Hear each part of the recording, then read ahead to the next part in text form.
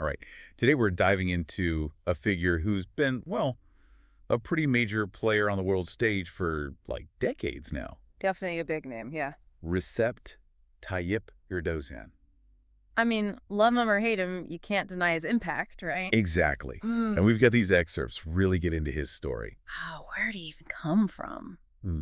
Yeah, right. Humble beginnings to like the top of, well, Turkish politics at least. It really is a rags to riches kind of story, No. from selling lemonade and sesame buns on the streets Of Istanbul. of Istanbul to becoming arguably, I mean, you could argue the most influential figure in modern Turkish history. Or better. Or for worse. Yeah, exactly. And that's what makes him so interesting to dig into. Yeah. Right? I mean, you see these huge economic successes under his leadership. hmm But at the same time, you've got these accusations of democratic backsliding.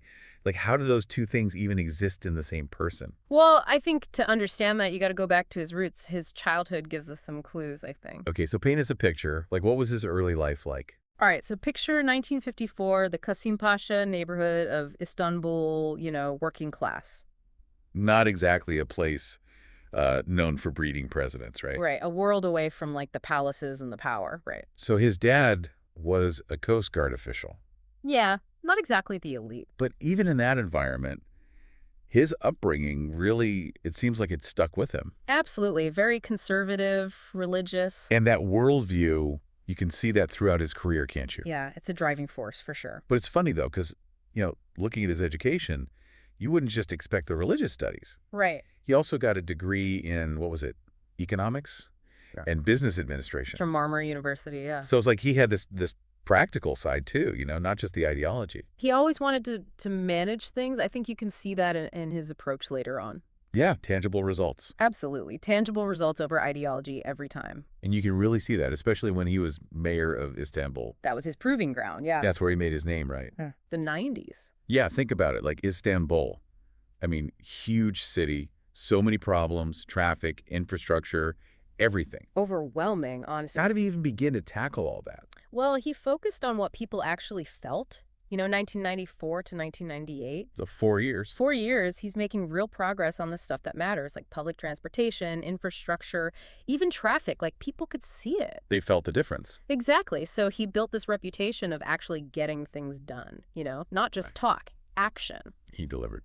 Yeah, that was really valuable later on, politically speaking. But then you have this crazy turn of events. Oh, yeah. What was that? 1998. Yeah, 1998, he's jailed for reciting a poem. A poem. A poem, yeah. It was deemed anti-secular. Wow. I mean, that's a huge setback, right? Did that derail his whole career? It's crazy, but no, it actually had the opposite effect. You're kidding. Nope, this whole thing, as controversial as it was, it put him on the national stage, Suddenly everyone knew who he was. Ah, so it backfired on whoever tried to, silence him. Gave him even more support. Yeah, he became like this symbol for conservative values, The guy they tried to silence. So adversity almost, fueled him. You could say that, and he was smart. He capitalized on it. Oh, yeah. What did he do? Founds the AKP, 2001. The Justice and Development Party, that's his party, right? Yeah, his baby. But they managed to get support from so many different people. That's got to be hard in a country like Turkey, right? It was a balancing act. So how did he thread that needle? Well, he saw the divisions, the religious versus secular, and he positioned the AKP as like this bridge, appealing to both sides. Not alienating anyone. Exactly. So politically, that's genius. Yeah, and it worked. Look at the results. 2003, just a couple years later. Prime Minister. And it's under him that you see this huge economic transformation. Oh, yeah, the economic boom. Right. Everyone Yeah. talks about that. But how much of it was actually down to Erdoğan? Well, some luck involved for sure. Global conditions were in his favor. Right. But he made some smart moves too, attracting foreign investment, Making Turkey attractive to business. privatizing stuff, controlling inflation, some pretty big reforms. So he wasn't afraid to shake things up. Not at all. But were these changes, widely popular? Did everyone benefit? That's a trickier question for sure. I mean, yeah, the economy grew, but some people definitely got left behind. The age-old problem, right? Yeah. A rising tide doesn't always lift all boats. Exactly. And you could see that tension kind of bubbling under the surface, even as the country, was looking more successful on the surface. And then on top of all that, they were trying to get into the EU. Right? Yeah, huge goal at the time. That was a big deal, was that Erdogan's push Like, did he think they could actually join? It was central to his agenda early on, for sure, pushing reforms, aligning with EU standards, human rights, democracy, all that. It was a big process. Complex, challenging, but yeah, it seemed like they were on the right track, at least for a while. So things were looking up, but then we know it didn't work out right. Yep. Those aspirations stalled. And that's a story for another time, I guess. Oh, yeah. But we'll come back to that because that had a big impact on things going forward, on Erdogan, on everything. All right, so we've got this picture now, right? You've got this young, ambitious guy, driven by his values, really pragmatic, gets things done in Istanbul, Learned how to play the game? faces this huge setback, but turns it to his advantage, builds this party from the ground up, becomes prime minister, The economic miracle, all that. tries to join the EU, but things stall. Lots of twists and turns. And that's just the beginning, right? Oh, this is just Act 1. Things get even more interesting from here. Yeah. Yeah, 2014, that's where things get really interesting. I think that's when he becomes president. Right. So prime minister to president, big move. I remember people were kind of freaking out about this, weren't they? Oh, yeah, tons of controversy. People saw it as a power grab. And were they right to be worried? Like, what actually changed? Well, the system changed, right? Before it was parliamentary, so power was kind of spread out, checks and balances, all that. More shared power, basically. Exactly. But then, bam, presidential system. So way more direct control for Erdogan. Pretty much. And that's what people were scared of, Yeah. Too much power in one person's hands. Yeah, the whole, authoritarianism thing. Right. That concern didn't come out of nowhere either, even before this change. Really? What do you mean? Well, I mean, there were already these signs, right? Like crackdowns on people who disagreed with him. Oh, right. I remember that. Press freedom getting squeezed. Some people even jailed political opponents and stuff. So even as prime minister, he was already kind of, showing that side of him. You could say that, and then becoming president with this new system, it just amplified everything. Like pouring gasoline on a fire? Right. But, gotta be fair. The government always had their justifications, national security, fighting terrorism, that kind of stuff. So they had their reasons. But still, a lot of people were on edge.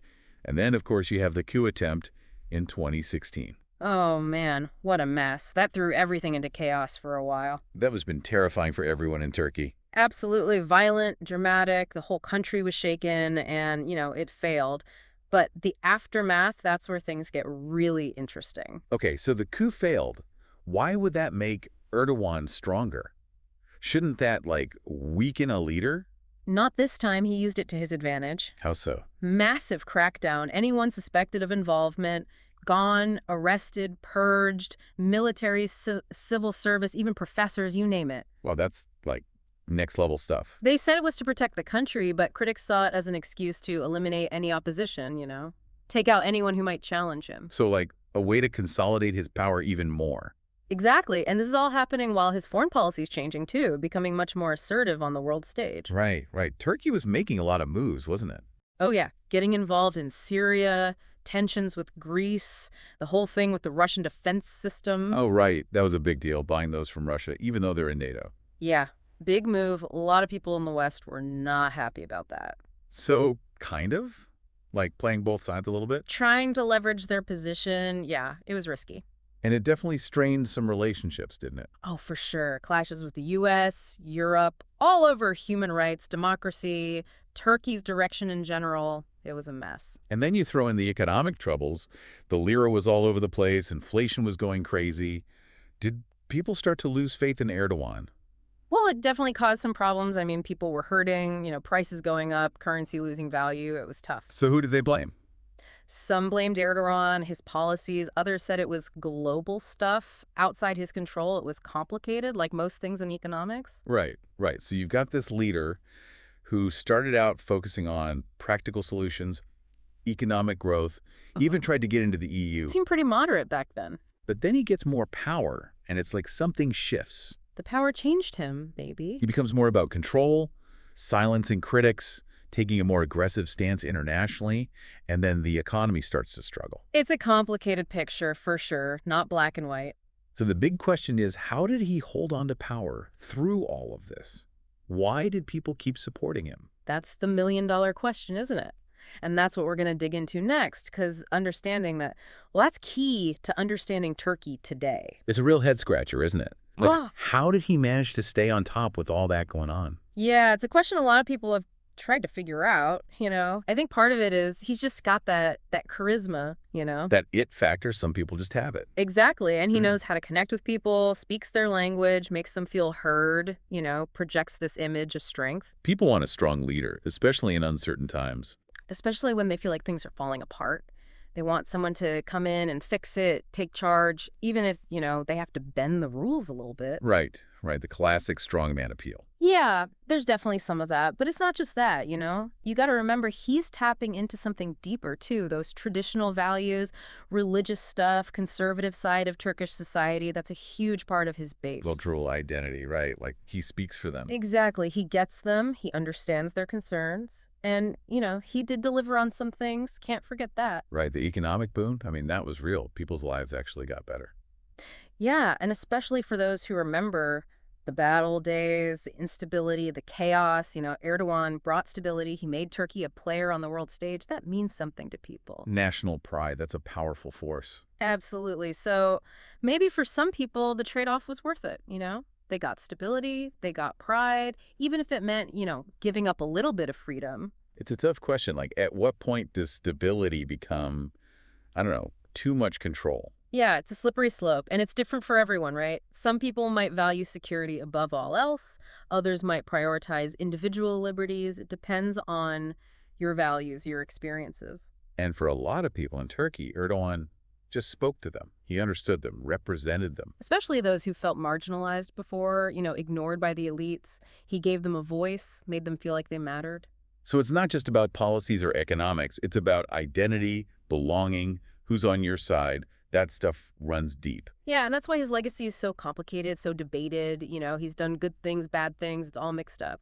A very polarizing figure. You can't deny that. Not at all. And that's what makes it so interesting, right? We're talking about a guy who's reshaped a whole country, made Turkey a major player, but at what cost? Yeah, that's the question. What happens next? What's the future of Turkey, of Erdogan, of, I don't know, democracy in the region? Big questions, no easy answers.